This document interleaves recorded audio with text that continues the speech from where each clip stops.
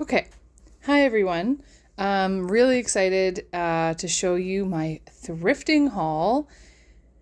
There is a lot to go through and a lot to talk about. Sorry, my cat. I am definitely sitting on the floor doing this. I don't know why for my process right now. It just makes more sense for me because there's so much. And also, admittedly, my desk is full of journal and painting stuff. So this is how it's going to go. All right, so let's just dive into it. So I found this Wizard of Oz tape, and I just thought it was so cool. 1985. I really just wanted it as like a collector's piece. I think it would look really nice on a shelf with some other vintage pieces. So someday when I actually have a designated room, which is on the horizon for me, this is going to be part of the decor. I just thought, like, how sweet is that? And it's actually inside is in really good shape. Like there's no discoloration or anything. So it was very well kept. It's like $1.99 or something. I always pick up Barbie when I see her because pretty much every time I make the Barbie journals, they sell. So that's a given. I always get her. So I have the soccer coach one. I am going to a spring market and excuse me. I'm going to a spring market in a few months, so I'm going to be doing some spring themed journals. So this will be a part of that. This is a book I had when I was a little girl, and I just had to pick it up because I haven't seen it in a very long time. So I will do something with this eventually, but nostalgia. This, I just really liked I guess we'll say the art on it. I want to find a way to put this into my journal because I just think it looks really cool. The Disco Express, like how fun is that? So I'm going to find a way to actually put that into my journal and enjoy it. Hello Kitty, super popular. I have plans for a Hello Kitty themed journal sometime soon, so I've been collecting up ephemera. Again, Barbie stuff, I always collect this up so that I can use it in my Barbie journals.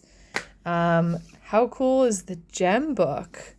This one's an oldie. Definitely, let's see, 80s, I believe. Yep, 1986. I just think that's so cool. And I don't see a lot of Gem and the Holograms stuff, so I picked it up. I don't have anything to put this with, but that's one of the things is just collect it up and go with it. I actually already have a copy of this one, but I absolutely love the art inside of this. Like these images are so eclectic and interesting. And where's the one I absolutely love? Out there, like that is gorgeous. I just absolutely love that. That's so beautiful. And I am going to be doing a couple of Peter Rabbit books as well. So this is going to go with that. I always like to cut up my magazines for collaging. I found some vintage buttons and no idea what this is for. So if you know, let me know. The Ultimate Cookie and this very special Walt Disney World. I bought a bag with a bunch of vintage buttons in it, and this is the reason I bought it, because like she is just stunning, beautiful, beautiful. Peter Rabbit, Snow White. I'm really low on my Disney princesses, so I picked her up. Paper pad, beautiful paper pad. So I can't say no to paper pads, even though I probably should. I have way too much. Bought this basically like a birthday themed paper pack, but I bought it because I'm going to be doing some clown stuff too, and I thought these would be perfect pages for that. This was a really special find. This was a touch and feel book, but the inside fell out of it. But it is vintage My Little Pony. So it's like I can't not get it. 1985. So I am going to turn this into probably a mini journal because all the inside is out of it anyways. And because of that, I was at a really good thrift store that is hosted by the local food bank. So like all the money from it goes to the local food bank. So I love supporting them. This whole stack of books I got for $2 Canadian. So it was like a crazy steal. So I basically paid nothing for this. So I was like, I'll just turn this into something and might even keep it for myself. Miffy. This is my first find, my first Miffy find while thrifting. Very excited about that.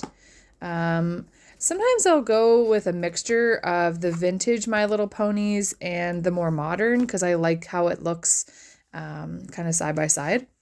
Wizard of Oz, of course, classic. And this is the one, look at this beautiful, like look how gorgeous that is. The details in there are just stunning. Like this interior page was one of the selling factors for me for this. Like it just gorgeous.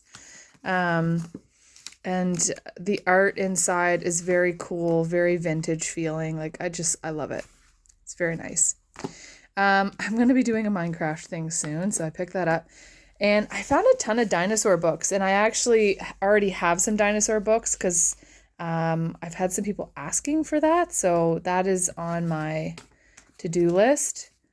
I loved this, the Jumping Dragon, because I'm very into fantasy too, so I think having some fantasy themed would be really interesting. So gonna cut this up, more modern gaming stuff, cut out the characters. Check it out, Raggedy Ann and Andy, which I already have some Raggedy Ann and Andy stuff, but you never find it. So very cool. I have never seen this little golden book in my hunts, so had to pick it up.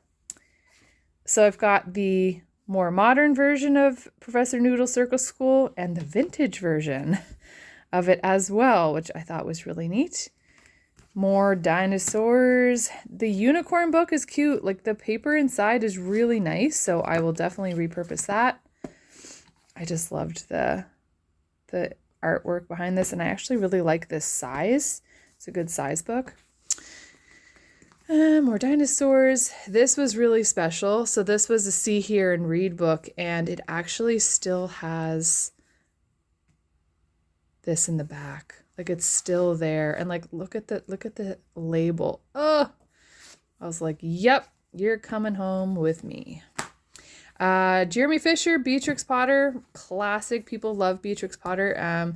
So I picked this up, and then I got some more Frog and Toad pages to put in it to kind of coincide with the journal. Clown stuff, like I mentioned, doing clowns, clown stuff, clown arounds, go on vacation. Look how cute they are. I don't know why I was really drawn to this. Another clown, I guess, but I was really drawn to this one, so I just had to pick it up.